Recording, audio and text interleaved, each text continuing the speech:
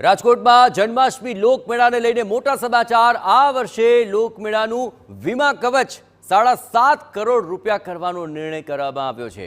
લોકમેળા અમલીકરણ સમિતિ દ્વારા લેવાયો છે આ નિર્ણય। લોકોની સુરક્ષાને ધ્યાનમાં રાખી 5 કરોડનો વીમો વધારીને 7.5 કરોડ કરાયો છે। એમ્બ્યુલન્સ અને ફાયર ફાઇટર્સને 3 ને બદલે 5 રાખવાનો નિર્ણય કરાયો। લોકમેળામાં એન્ટ્રી ગેટ રાત્રે 11:30 વાગે બંધ કરી દેવાશે। સિક્યુરિટી સ્ટાફ જે 100 રહેતો હતો તેને વધારીને 125 કરવામાં આવ્યો છે।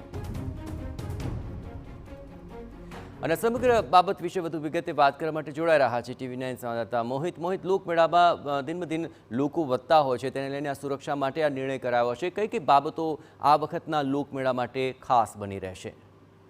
જયેશ, ગઈકાલે રાજકોટમાં જે જિલ્લા કલેક્ટર છે તેની અધ્યક્ષતામાં લોકમેળા અમલીકરણ સમિતિની બેઠક છે તે મળી હતી। આ વખતે જે રીતે TRP ગેમ ઝોન અગ્નિકાંડ સામે આવ્યું અને ત્યારબાદ સુરક્ષાની બાબતો છે તેના પર વિશેષ ધ્યાન છે તે આપવામાં આવી રહ્યું છે।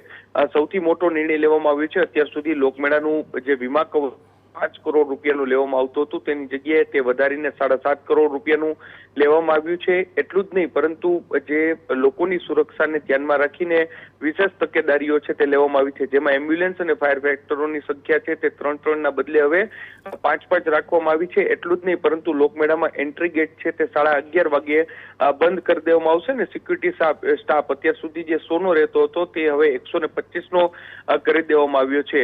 એન્ટ્રી અને એક્ઝિટમાં વિશેષ તકેદારી છે તે રાખવામાં આવ્યું છે। ફાયર ઇમરજન્સી જેવી કોઈ સ્થિતિ ઊભી થાય તો જે લોકો છે તે સહેલાઈથી બહાર નીકળી શકે તે માટે ખાસ જે એક્ઝિટ પોઈન્ટ છે તે નક્કી કરવામાં આવ્યા છે।